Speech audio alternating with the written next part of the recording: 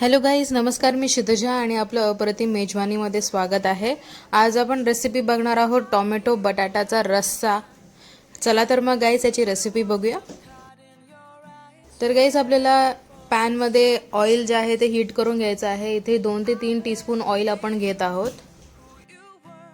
यात आपण अर्धा चमचा राई किंवा मोहरी टाकणार आहोत आणि चांगली मोहरी जी आहे ती तडतडली गेली पाहिजे. यात आपण अर्धा चमचा जिंजर गार्लिक पेस्ट टाकलेली आहे. थोडेसे कढीपत्त्याची पानं टाकत आहोत 4 ते 5 आणि याच्यामध्ये आपण घरचा मसाला किंवा वाटप टाकत आहोत.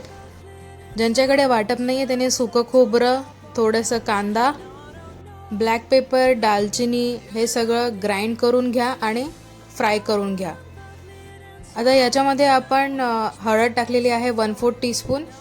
आपण याच्यामध्ये 1.5 टीस्पून जे आहे ते चिली पावडर टाकत आहोत आणि याच्यात आपण अर्धा चमचा गरम मसाला टाकणार आहोत. गाईस, घरचा वाटप कसा बनवायचा त्याची रेसिपी मी डिस्क्रिप्शन बॉक्समध्ये टाकत आहे. गाईस, आता हे सगळे मसाले जे आहेत ते आपल्याला पॅनमध्ये चांगलं फ्राय करून घ्यायचं आहे.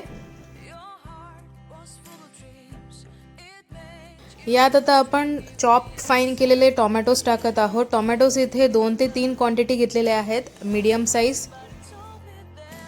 मी याच्यामध्ये 2 पोटॅटोज जे आहेत ते चॉप केलेले आहेत फाईन, ते आपण टाकत आहोत आणि ह्याच्यामध्ये आपण थोडंसं कैरी टाकणार आहोत. गाईस, रॉ मँगो किंवा कैरी याचे आपण ऑलमोस्ट 6 पीसेस जे आहेत ते घेतलेले आहेत आणि फ्रेश कोरिएंडर आपण ह्याच्यामध्ये टाकलेलं आहे. आपल्या चवीनुसार आपल्याला सॉल्टही टाकायचं आहे आणि मी याच्यामध्ये 1 ग्लास पाणी जे आहे ते टाकलेलं आहे. गाईस, आता ही भाजी जी आहे ती चांगली गॅसवरती वाफवून घ्यायची आहे, स्टीम करून घ्यायची आहे किंवा तुम्हाला हवं असेल तर तुम्ही प्रेशर कुक करू शकता. प्रेशर कुक करताना तुम्हाला 2 शिट्या ज्या आहेत ते काढून घ्यायच्या आहेत, तर भाजी जी आहे ती चांगली शिजून येते. तर गाईस, इथे माझी भाजी जी आहे ती तयार झालेली आहे. आता मी ह्याला गार्निश करून घेत आहे.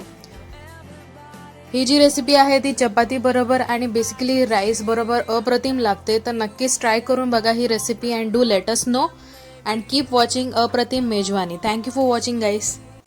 Day in, day out, it's the same road we're walking down. Same job, same town, 'cause we've been told that's the way our world goes round. Walking on the grounds we've always known, stepping on the footprints in the snow.